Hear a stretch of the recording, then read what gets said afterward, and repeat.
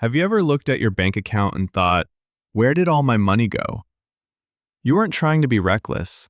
You didn't buy anything crazy, but somehow it's gone. If that sounds familiar, you're not alone. Overspending is one of the most common financial struggles adults face. And here's the hard truth. Most advice about overspending makes you feel like the only way to fix it is to cut everything fun out of your life. No lattes, no nights out, no treats, just strict budgets and guilt. But that approach almost never works. Why? Because it's built on restriction instead of intention. In this video, we're going to take a different path. We're going to talk about how to stop overspending without feeling deprived. You'll learn how to take control of your money without sacrificing joy. No shame, no judgment, just simple, powerful strategies that work in real life. Let's start with the core of the problem: emotional spending. We don't spend money just because we need something.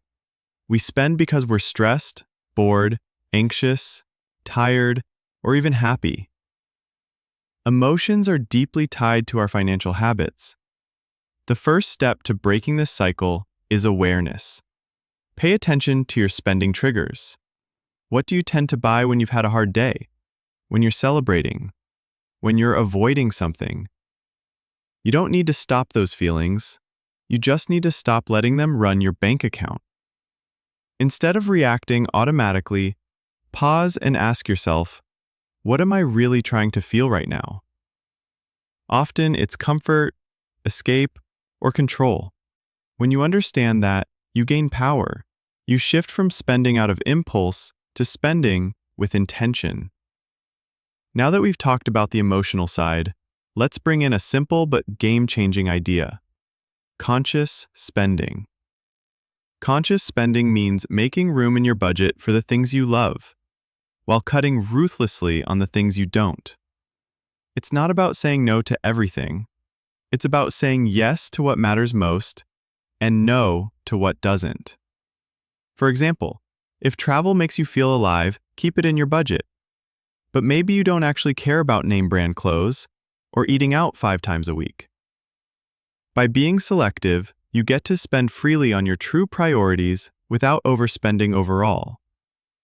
This method works because it feels good. You're not constantly fighting against yourself. You're working with your desires, not against them. And here's the truth most people don't realize. We don't overspend because we want too much. We overspend because we don't have a plan for what we want. Without a plan, everything becomes a temptation. With a plan, you can spend with confidence. So, how do you start building that plan? It begins with tracking your spending. Not forever, just for 30 days. Write down everything. Every coffee, every subscription, every late night order. This process can feel uncomfortable at first, but it will open your eyes. You'll start to see patterns, things you didn't realize were costing you so much. Small leaks in your wallet that add up fast. Once you've tracked, review it. Ask yourself, what did I truly enjoy spending money on this month? And what could I have skipped without missing it? Those 2 questions will guide your future decisions better than any strict budget ever could. You're not trying to cut spending. You're trying to align your spending with your values. That's the real goal. Now that you understand what you're spending on and why, it's time to put some structure in place. But not the kind of rigid, unrealistic structure that makes you feel trapped. We're talking about a flexible, empowering system that works in the real world. Let's introduce the concept of spending categories with purpose. Instead of one giant pile of money that you dip into for everything, break your spending into categories that reflect your life. Essentials, goals, fun. You decide what goes where. For example, your essentials might include rent, groceries, and bills. Your goals could be savings, investing, or debt repayment. And your fun category? That's where intentional enjoyment lives. Dining out, hobbies, gifts, whatever brings you joy. Here's the magic part. When you give yourself permission to enjoy within a set category, you remove guilt from spending. You're not bad for buying something fun. You planned for it. You're spending consciously, not impulsively. The key is to decide these limits in advance, not in the moment. Because let's face it, in the moment, we're all more likely to say yes to things we don't really need. Planning protects you from yourself. You can use cash envelopes, digital banking apps, or even simple notes in your phone to track each category. The method doesn't matter, the awareness does. The more visible your spending is, the more in control you'll feel. Another strategy that works wonders is the 24-hour rule. When you feel the urge to buy something that's not essential, pause for one day. Just 24 hours. If you still want it tomorrow, and it fits your spending plan, go for it. But more often than not, the impulse fades. You realize it wasn't really about the item, it was about the emotion behind it. And if you find yourself frequently tempted by online shopping or flash sales, take simple steps to protect yourself. Unsubscribe from marketing emails. Remove saved credit cards from shopping apps. Turn off push notifications. These tiny changes create a layer of friction that gives you space to think before you spend. You're not weak for needing these boundaries. You're human. And smart systems protect humans from making emotional decisions in moments of stress or boredom. Now let's address one of the biggest mindset shifts. Spending less doesn't mean living less. Most of the time, what we really want isn't the thing. We want the feeling we believe it will give us. Confidence, belonging, comfort, excitement. But you can create those feelings in ways that cost little or nothing. If you feel tempted to buy something new, ask yourself, what experience am I really craving?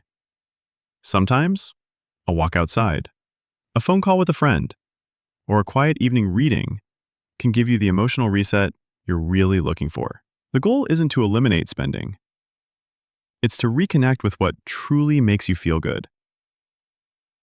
When you start meeting your emotional needs in healthier, low-cost ways, the urge to overspend naturally fades.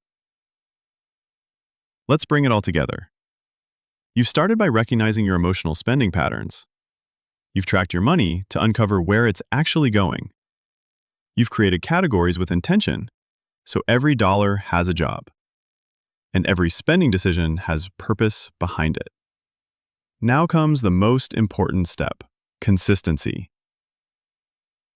Because managing money isn't about perfection. It's about direction. You won't always get it right. You might slip up. You might buy things you didn't plan for. That's okay. The goal isn't to be flawless. It's to stay aware and adjust as you go. Every financial decision you make is a vote for the kind of life you want to build. Overspending isn't just about money. It's about energy, time, and alignment. When your money habits match your values, you feel more in control. You feel lighter. You feel free. But consistency doesn't mean doing everything yourself. Share your goals. Talk to someone you trust, whether it's a friend, a partner, or an online community. Support keeps you grounded. And when you do slip, it reminds you, you're not alone. You can also reward yourself for progress, not just with spending, but with experiences. Celebrate when you stay within your plan. Acknowledge when you make a smart choice. You don't need to wait until you're completely fixed to feel proud. Every step matters. And here's a powerful thought to hold on to. You're not giving up freedom by spending less. You're creating more. More peace. More options. More room to breathe. That's the real reward. Not the shoes, or the tech, or the instant gratification, but the life you get to build because you chose clarity over chaos.